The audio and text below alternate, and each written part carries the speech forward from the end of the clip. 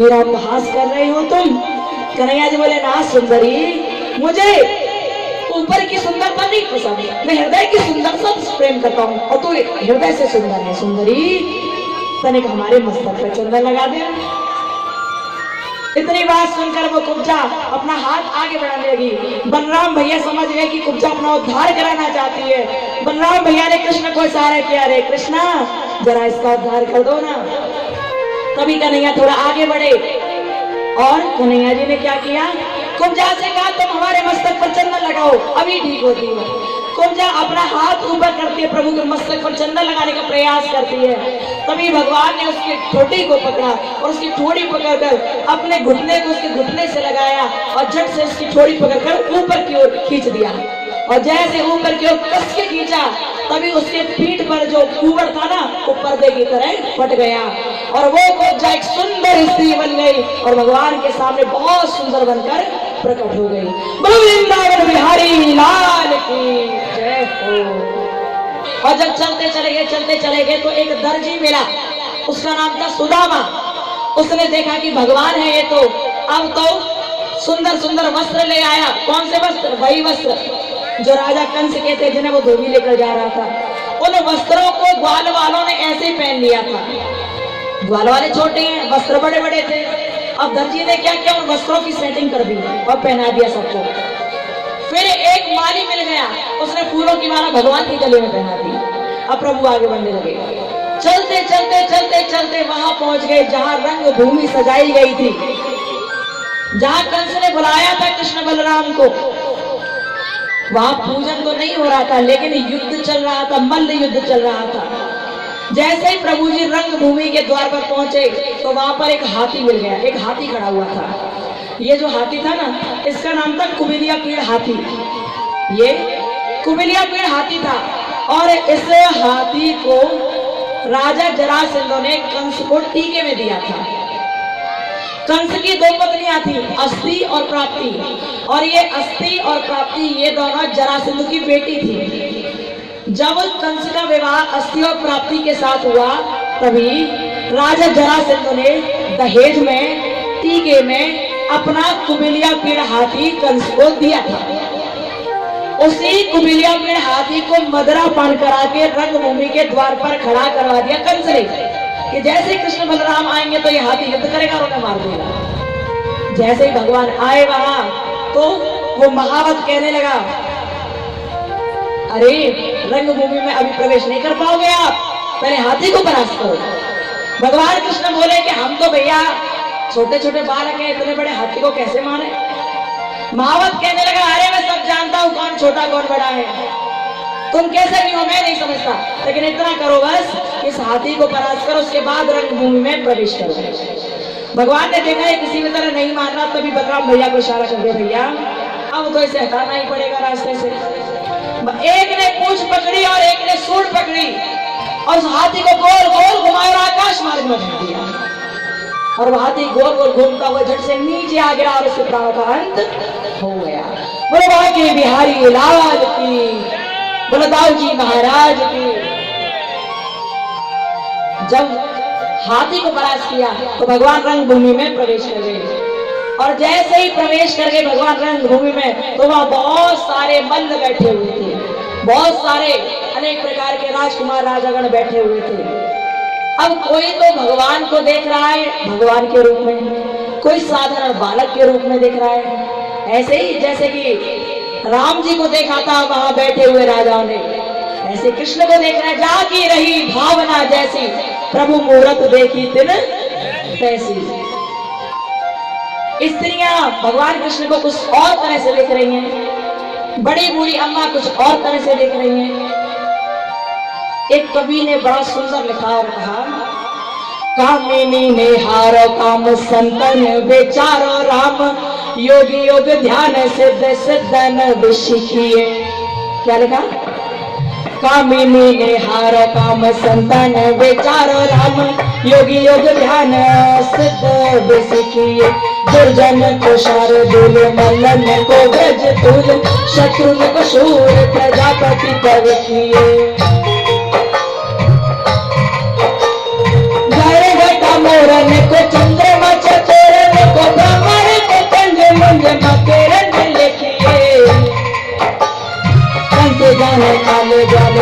जाने सका।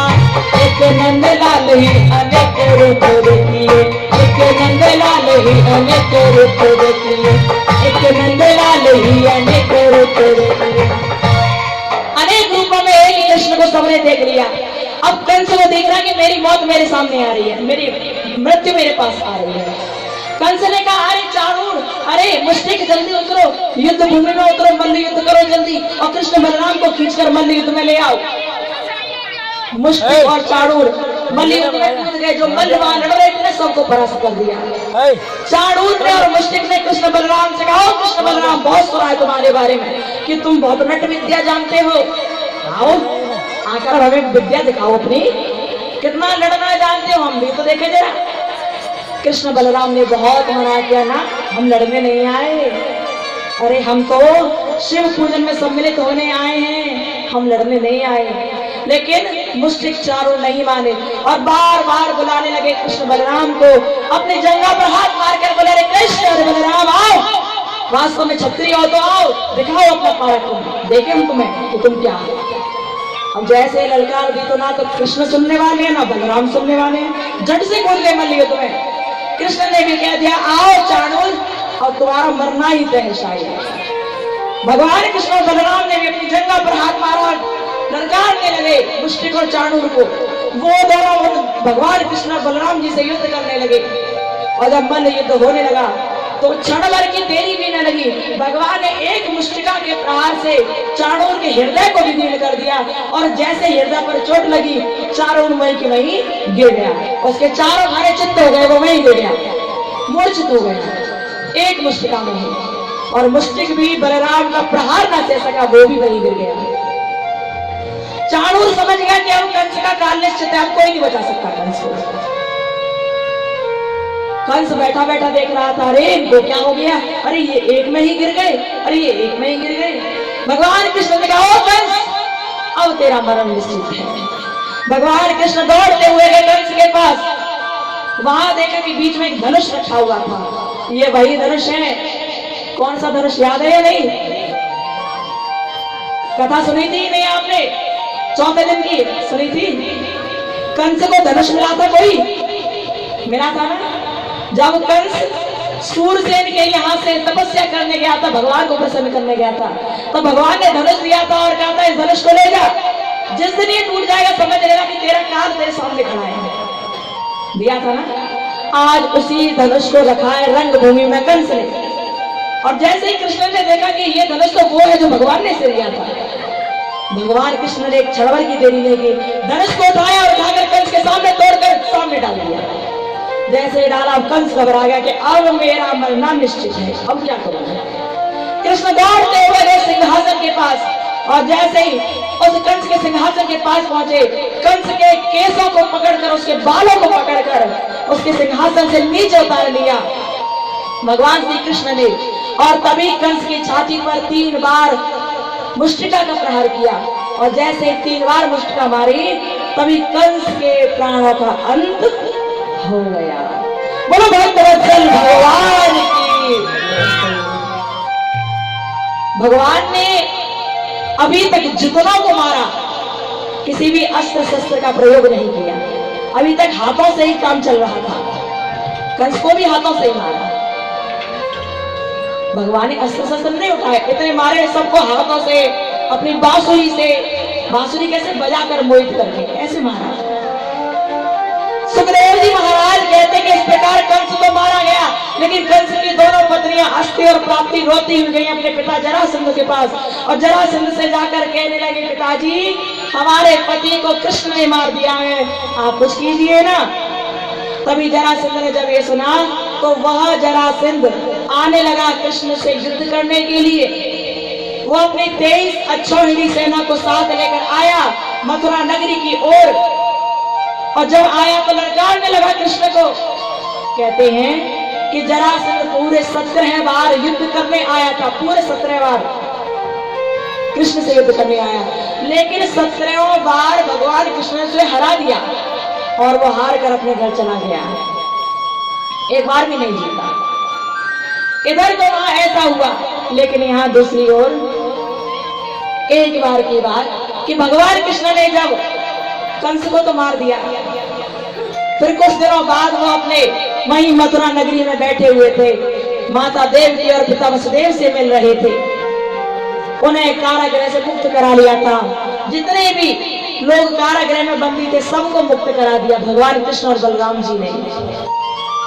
एक बार की बात कि भगवान श्री कृष्णचंद्र बैठे हुए थे और बैठे बैठे अचानक विचार करने लगे।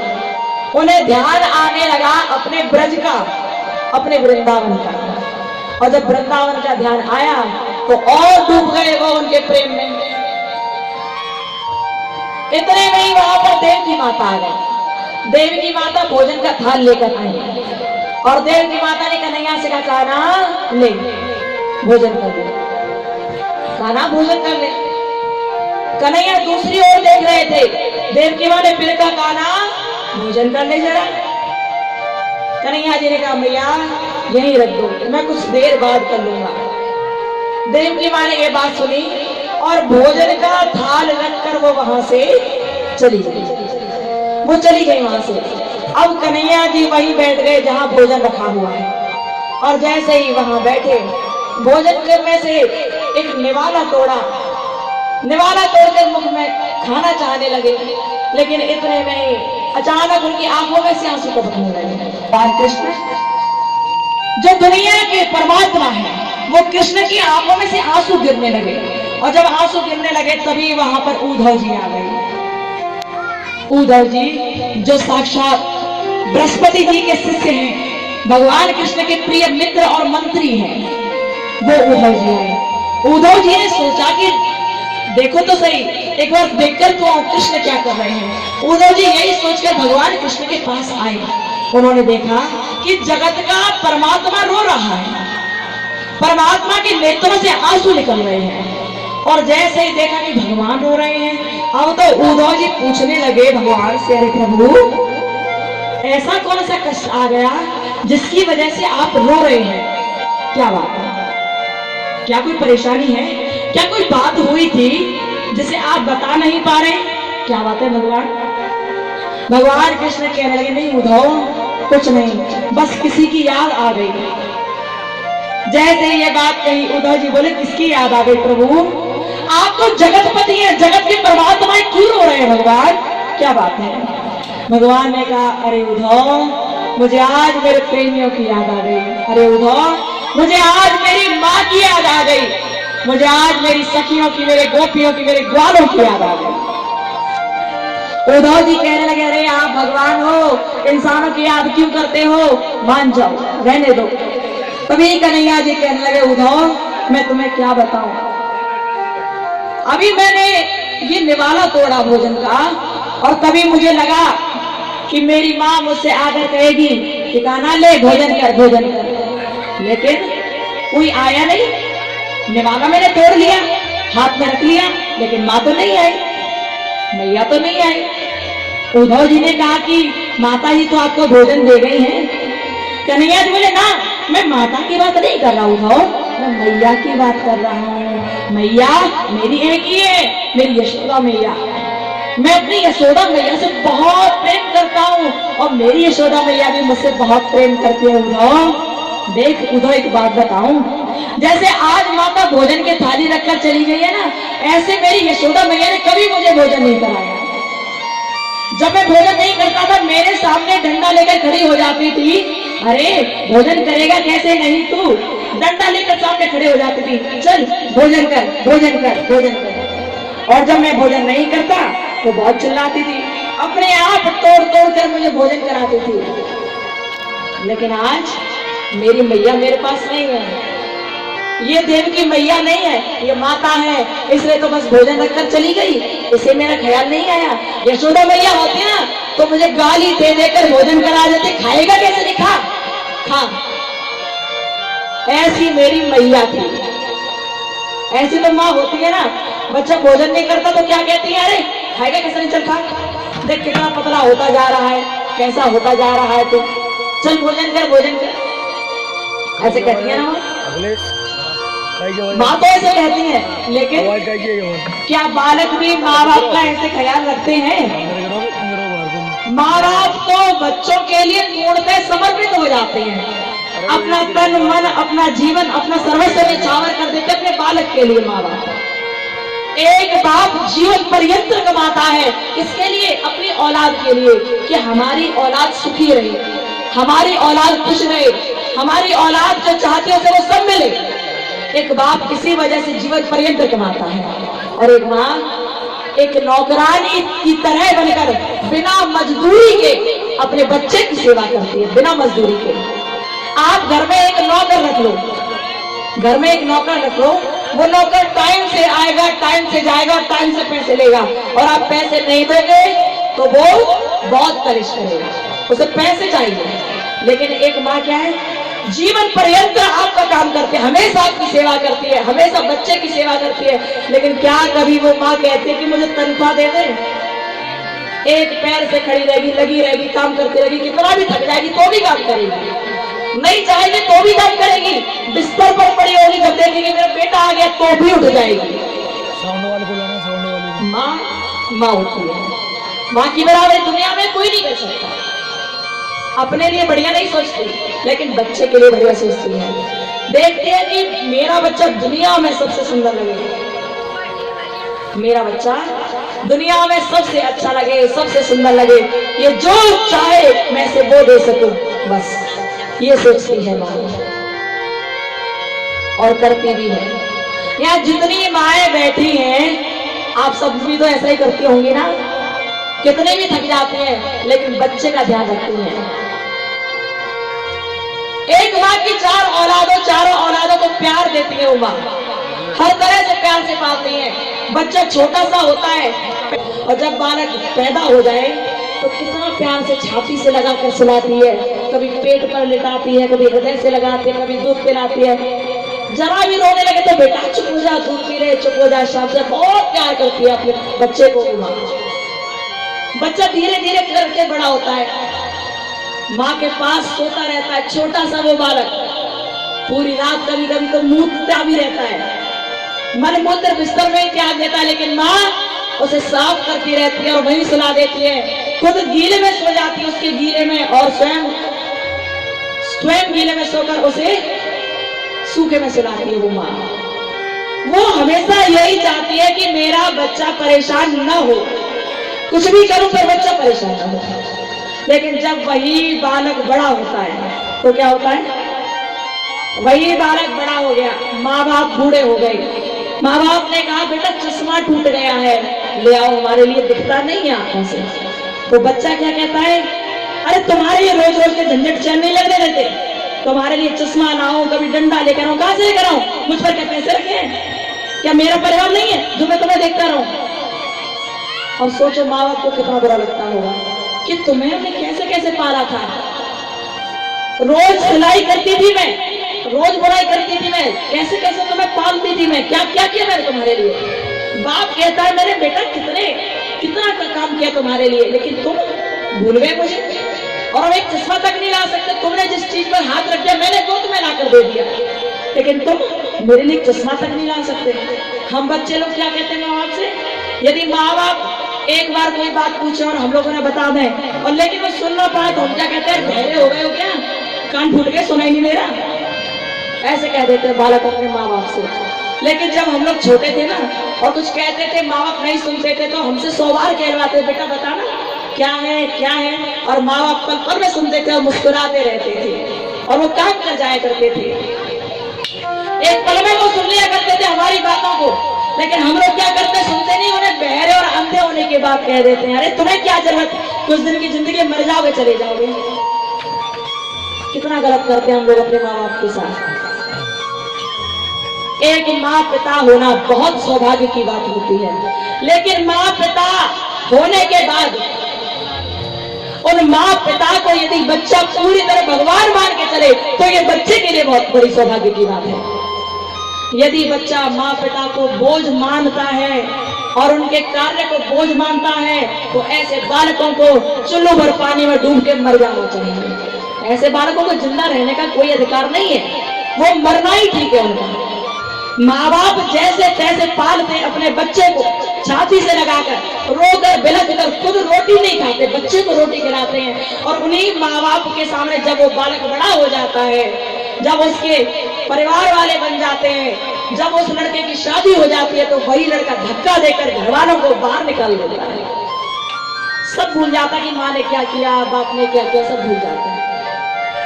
यदि ऐसा कोई बच्चा है तो भैया आप में से यदि ऐसा कोई है तो कहीं जहर मिले तो उसे खा लेना और मर जाना, यदि कोई है तो।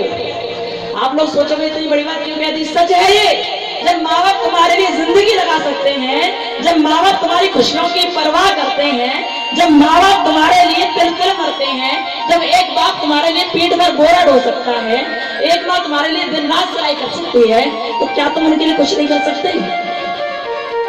कर सकते कि नहीं कर सकते?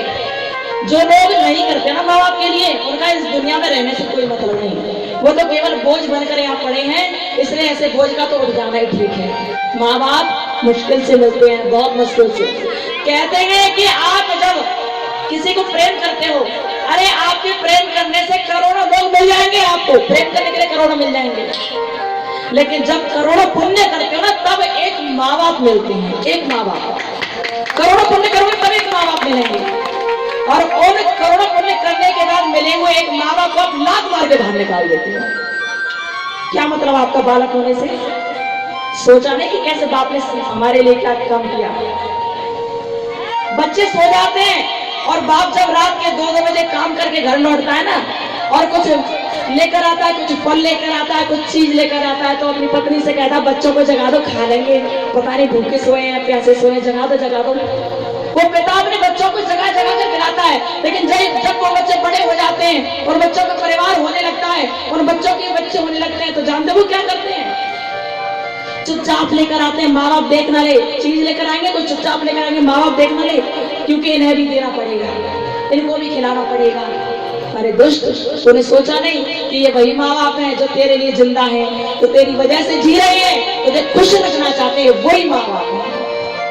लेकिन बालक नहीं सोचते। माँ पूरी समर्पित हो जाती है, पिता पूरा समर्पित हो जाता अपने बच्चों के लिए, अपनी औलाद के लिए। लेकिन वो बच्चे जब नहीं सोचते तो माँ बाप को बहुत दुख होता है, रोते हैं माँ बाप, नहीं कह सकते वो आपसे, लेकिन पल पल रोते हैं। मैंने तो ऐसा कहा था, इसने मेरी बात नहीं मानी, लेकिन इसने जो चाहा था मैंने वो सब किया। इसने कहा था मेरे पास कपड़े नहीं है तो मैं लेकर आया। इसने कहा था माँ मेरे पास अभी मेरे मित्र आ रहे हैं, मुझे कुछ पैसों की जरूरत है, तो मैंने दिए। इसने कहा माँ मुझे भोजन करना है, रात के 2 बज रहे थे, मैंने भोजन बनाया इसके लिए, सब कुछ किया मैंने बच्चों के लिए। लेकिन बच्चों ने क्या किया? मैंने कुछ मांग लिया तो बच्चे चिल्लाकर मुझ पर पड़े। मैंने कहा मुझे चश्मा दे दे, बच्चे चिल्लाकर बड़े चल चल, नहीं हमारे पास आगे थोड़ी ना फूट गए, चश्मा ले आए तुम्हारे लिए, बहरी हो गई है, सुनाई नहीं दे रहा तुम्हें। मैंने बच्चों के लिए गाड़ी बंगला सब बना दिया, लेकिन अब बच्चों ने पूरा घर घेर लिया और मेरे लिए कमरा तक नहीं रहने दिया। कितना प्यार से पाला, हर बात सुनी बच्चे की, लेकिन बच्चे ने नई बात सुनी नहीं सुनी, सब नकार दिया। हम सब जितने बैठे हैं, जितने माँ बाप यहाँ हैं, शायद सबकी जिंदगी में ये कहानी घटित होती है। सबकी जिंदगी में, आपकी जिंदगी में से भी कहानी घटित हुई होगी।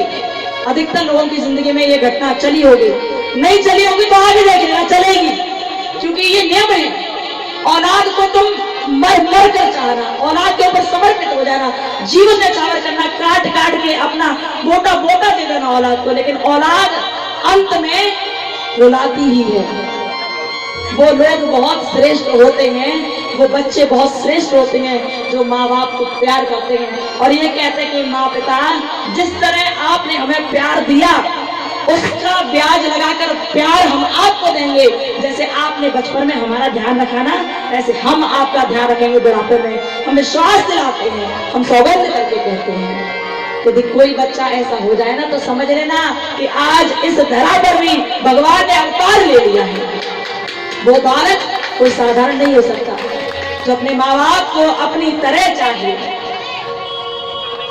भाइयों बहनों, आप जितने भी हो, निवेदन है आप सभी से, यदि आपके माँ बाप हैं, कहीं भी हो, दूर हो, उन्हें अपने पास लाओ, पास लाकर रखो, क्योंकि माँ बाप की छाया जब तक सिर पर होती है ना, तब तक ही हम लोग बच्चे होते हैं, तब तक ही मौत भी हमारा बाल बांका नहीं कर पाती है। तब तक ही हम उनके संरक्षण में रहते हैं और अपने आप को बालक समझकर खुश रहते हैं। लेकिन जब माँ बाप की छाया सर से हट जाती है ना, तो बच्चा बेकार हो जाता है, जिम्मेदारी आ जाती है बच्चे पर। बच्चा सब कुछ नहीं कर सकता।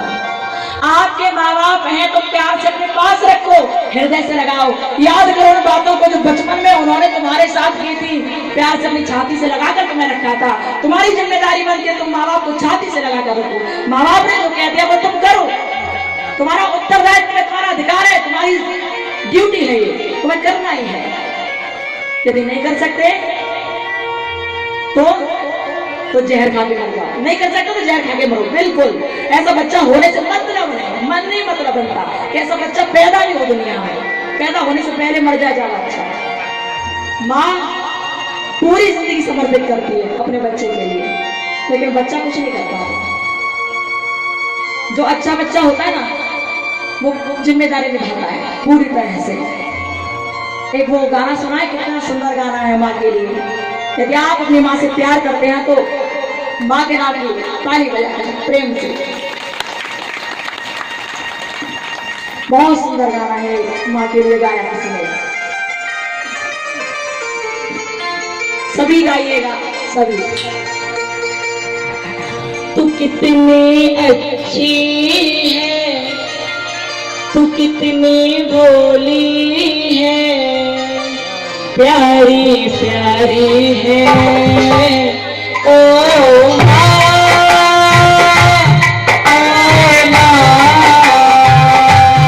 ओ माँ,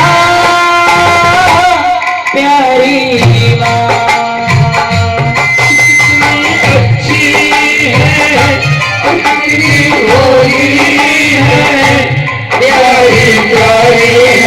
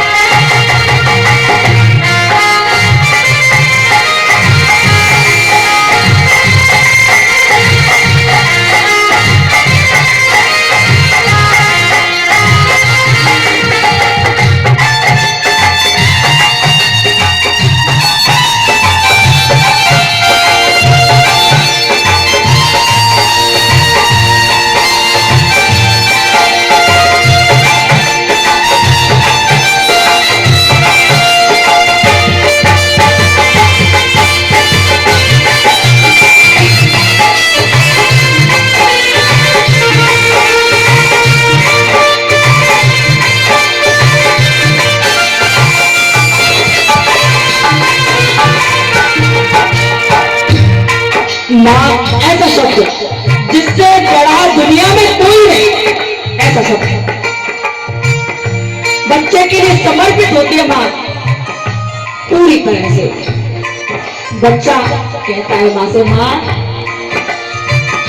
दुख में लागी माँ तोरी अखियाँ,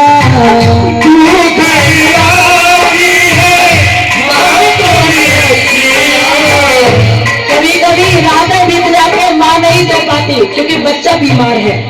यहाँ जो हॉस्पिटल में लेकर घूमती है माँ। दुख में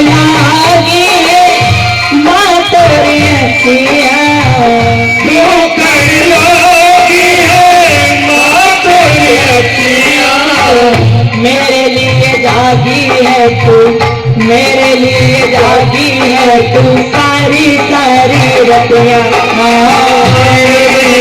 जागी है तू, सारी सारी रतियां। मेरी निंदिया पे अपनी निंदिया भी, मेरी निंदिया पे और अपनी निंदिया भी जिम्मेदारी है।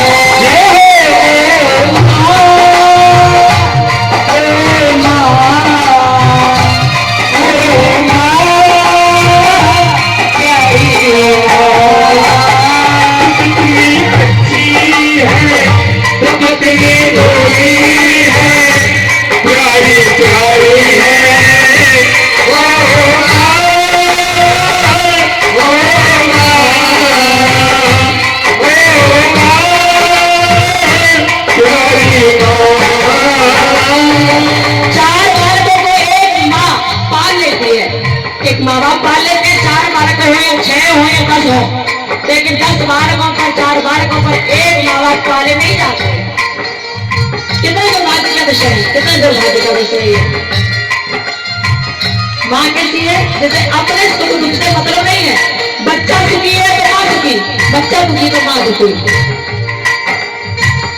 अपना नहीं तुझे कुछ दुख कोई, अपना नहीं है कुछ दुख कोई, अपना नहीं तुझे कुछ दुख कोई, अपना नहीं तुझे कुछ दुख कोई। मैं मुस्काया तू मुस्काई, मैं मुस्काया तू मुस्काई, मैं रोया तू रोया, मैं मुस्काया तू मुस्काया, मैं रोया तू रोया। मेरे हंसने पे, मेरे रोने पे, मेरे हंसने पे, मेरे रोने पे तू बलिहारी है।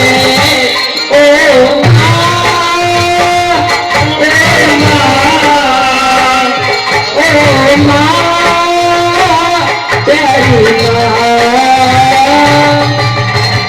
तेरी तुलना किससे करूँगा और न दूजा कोई,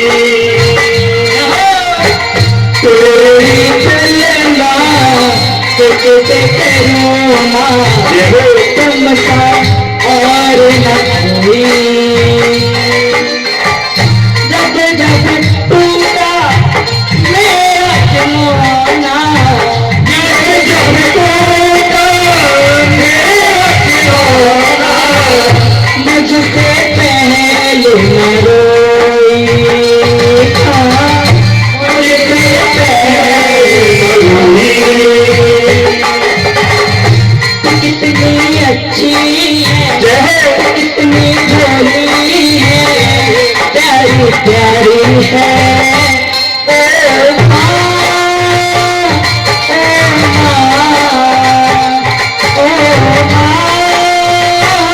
प्यारी कितनी अच्छी है, कितनी भोली है, प्यारी प्यारी है।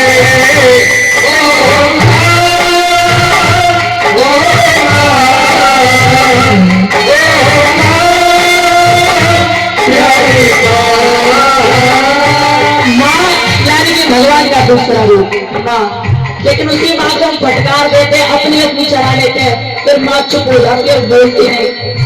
बड़ा दुख होता है माँ, गलती में क्षमा करना, नाराज मत हो, बिना तुम्हारे कोई तेरा नहीं। माँ बच्चों की जाती है, माँ बच्चों की जाती है। पूछ कर देखो प्यारे, जिनकी माँ नहीं होती, जिनके माँ बाप नहीं होते, उनसे पूछ कर देखो कितना दुख होता है जब माँ बाप नहीं होते। तो माँ बच्चों की जाती है, माँ बच्चों की जाती है। वो होते हैं किस्मत वाले, होते हैं वो किस्मत वाले, जिनके मत वालों जिनकी माँ होती है। कितनी सुंदर है, कितनी शीतल है, तो कितनी शीतल है, प्यारी प्यारी है।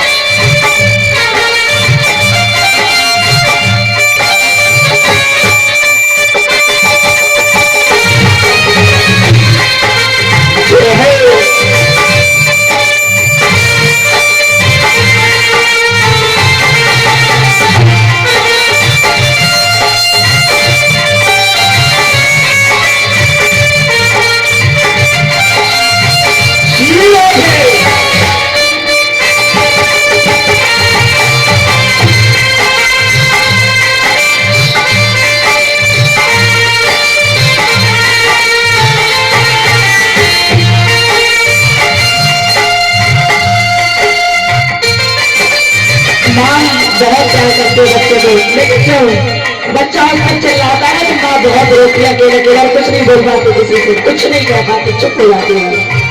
तभी तो वो सबसे प्यारी है। हमारे हर बोल को, हमारे हर चिल्लाने को स्वीकार कर लेती है और रोती रहती है, अकेले हो जाती है। भाइयों बहनों याद रखना, माँ बाप दोबारा नहीं मिलते, कभी नहीं मिलते माँ बाप दोबारा। यदि हैं तो प्यार करो उनसे, यदि है तो छाती से लगा कर रखो है, यदि है तो दुख मत दो, क्योंकि यदि वो नहीं रहे ना तो रोगे तुम, पछताओगे। माँ माँ होती है, इसे पेड़ से बार बोलिए, तू कितनी अच्छी है, कितनी भोली है, प्यारी प्यारी है।